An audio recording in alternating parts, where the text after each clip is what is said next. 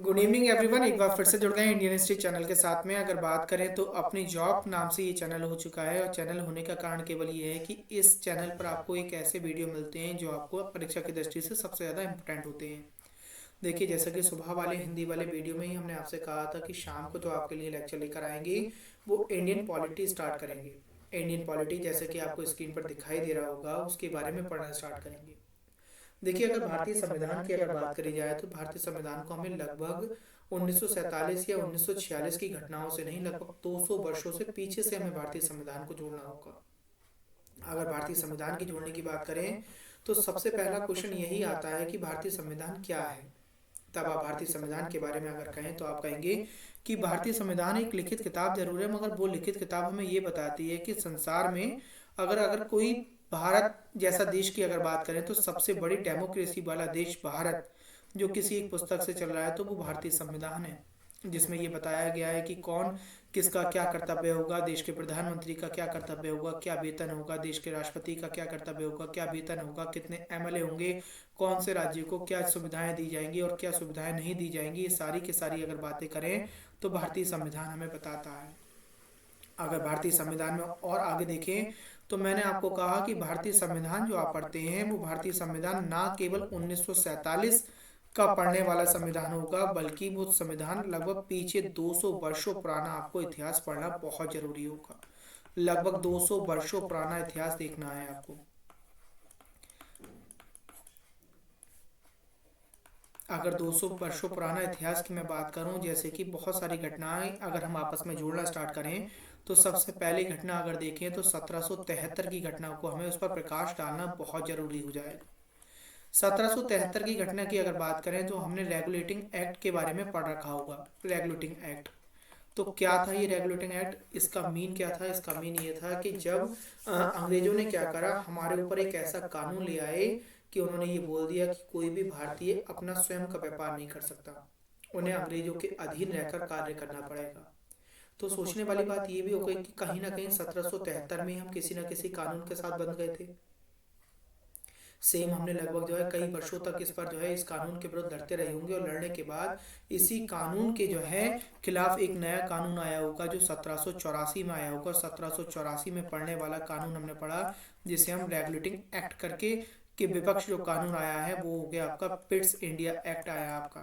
ठीक है, Pitt's India act पढ़ा जिसमें इस बात को जो है कह दिया गया कि कहीं ना कहीं इस कानून को बिल्कुल रद्द कर दिया गया जो रेगुलेटिंग एक्ट था।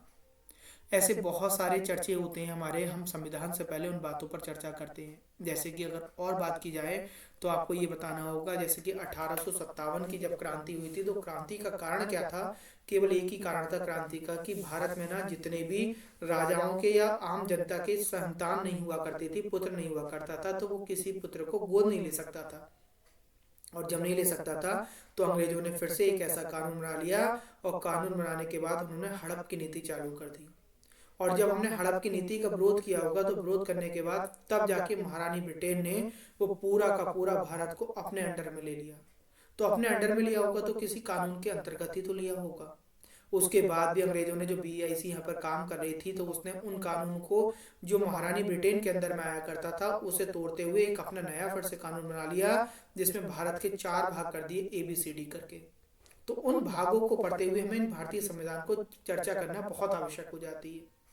देखिए, भारतीय संविधान ना केवल अगर बात करें 1 या 2 दिन में बनने वाला संविधान नहीं है।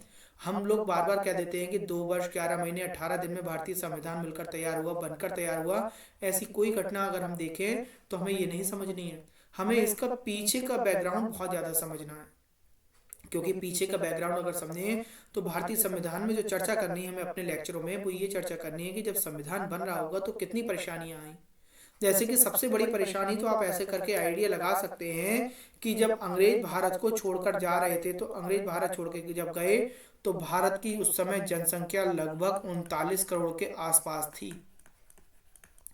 और जब भारत की जनसंख्या 39 करोड़ के आसपास रही होगी, अप्रोक्सीमेट में बता देता हूँ आपको, इतनी रही होगी 39 करोड़।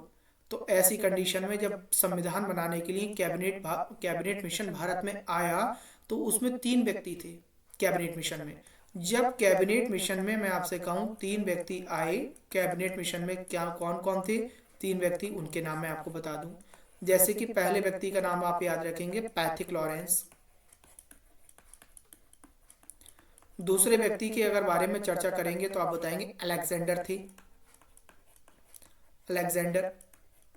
और तीसरे व्यक्ति के बारे में अगर मैं बात करूं तो ये वही 1942 में जो आपके क्रिप्स मिशन आया था, वही क्रिप्स एक बार फिर से आए। इन कैबिनेट मिशन जो संविधान बनाने के उद्देश्य से आया था, तो पैथिक लॉरेंस उसके अध्यक्ष थे। और जब इनसे संविधान बनाने को कहा गया और इन्होंने भारत की दशा देखी होगी, तो भारत की दशा को देखते हुए इन्होंने इनकार कर दिया कि भारत का संविधान बनाना बहुत ही असंभव है। अब असंभव क्यों था? असंभव इन्होंने बताया पैथिक लॉरेंस ने कि देखिए, भारत में 39 करोड़ की जो जनसंख्या है, तो कहीं ना कहीं उस जनसंख्या में अगर देखें तो सब लोग अलग अलग भाषाएं बोलते हैं। कहीं ना कहीं लोगों की भाषाएं अलग हैं, खान पीन अलग है, उनकी लिपि अलग है, मतलब लिखावट अलग है, ठीक है, उनकी संस्कृति अलग है, उनके कपड़े पहनने का ढंग अलग है, पहनावा अलग है। तो ऐसी कंडीशन में पूरे भारत का एक संविधान कैसे बन सकता है, कैसे फॉलो कर सकते हैं? तो इस बात पर जब पैथिक लॉरेंस ने विचार किया होगा, तो विचार करने के बाद पैथिक लॉरेंस ने ये सुझाव दिया कि देखो, भारत का संविधान केवल एक ही बल पर बन सकता है। वो क्या है? जैसे कि मैंने कहा, ये भारत हो गया अगर आपका, तो इन्होंने कहा कि भारत में ना जहां जहां 10 लाख की आबादी ढूंढो, जैसे कि एक क्षेत्र ले लिया, उसके आसपास सब जगह हमने जो है चारों तरफ ना 10 लाख की आबादी ले ली। एक दूसरा क्षेत्र ले लिया, उसमें 10 लाख की आबादी ढूंढ ली। तो इन 10 लाख की आबादियों में से एक एक व्यक्ति चूज करके लेकर आओ। एक व्यक्ति चूज करना है, केवल यहाँ से भी, यहाँ से भी, इस तरीके से एक एक व्यक्ति चूज करिए। क्यों? क्योंकि मान लो यहाँ से कोई एक व्यक्ति यहाँ से लिया गया, तो उसे अपने 100 किलोमीटर या 200 किलोमीटर के दायरे में, या मैं कहूँ आपके 500 मीटर या कितने भी किलोमीटर में जाके 10 लाख की अगर आबादी हो रही है, तो इस व्यक्ति को अपने चारों ओर सब पता होगा कि वहाँ की कैसे संस्कृति है, कैसा खान पीन है, कैसा बोलचाल है, सारी बातें जानता होगा। इस तरीके से तब जाकर 389 सदस्य चुने गए। मैंने आपसे कहा 10 लाख की आबादी पर चुने गए। अब देखो, 389 की अगर 10 लाख से गुणा करोगे, मैंने कहा 10 लाख में 6 जीरो हो गए आपके, और 10 लाख से गुणा करोगे तो 389 और 6 जीरो आपके ये आ गए। तो इकाई, दहाई, सैकड़ा, हजार, 10,000, लाख, 10 लाख, करोड़, 10 करोड़, तो हो गए आपके लगभग 38 करोड़ 90 लाख। तो मैंने अभी आपसे कहा था कि 39 करोड़ के आसपास जनसंख्या थी, तो इससे भी आप सेटिस्फेक्शन रख रहे होंगे कि सर ने बिल्कुल सही कहा। तो आपसे ये क्वेश्चन बनेगा, पेपर में पूछेगा, यूपी पुलिस के एग्जाम में या अन्य एग्जामों में, कि जब जिस समय भारत का संविधान बन रहा था तो उस समय कितनी जनसंख्या थी?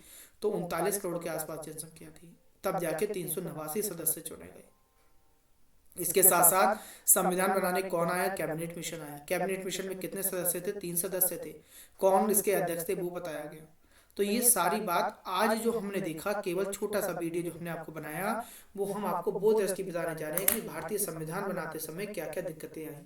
अब जब 389 सदस्यों को चुन लिया गया होगा, तब उसके बाद जब एक दिन निर्धारित करा गया, तो अब अगले वाले लेक्चर में हम ये पढ़ना स्टार्ट करेंगे डिटेल से कि इसमें कितनी महिलाएं आई और कितने जेंट्स आए और कितने कम व्यक्ति इसमें आए होंगे, और आने के बाद उसके बाद भी हमने किन लोगों का इंतजार किया होगा।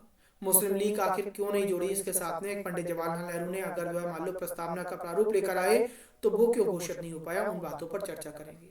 आई थिंक समझता हूँ वीडियो बहुत पसंद आया होगा आपको। तो पसंद आया हो तो लाइक करें, सब्सक्राइब करें और शेयर भी करते रहें, जिससे कि आपको सारा मटेरियल यहाँ पर हमारे एक ही जगह पर सारी चीज़ मिलती जाए।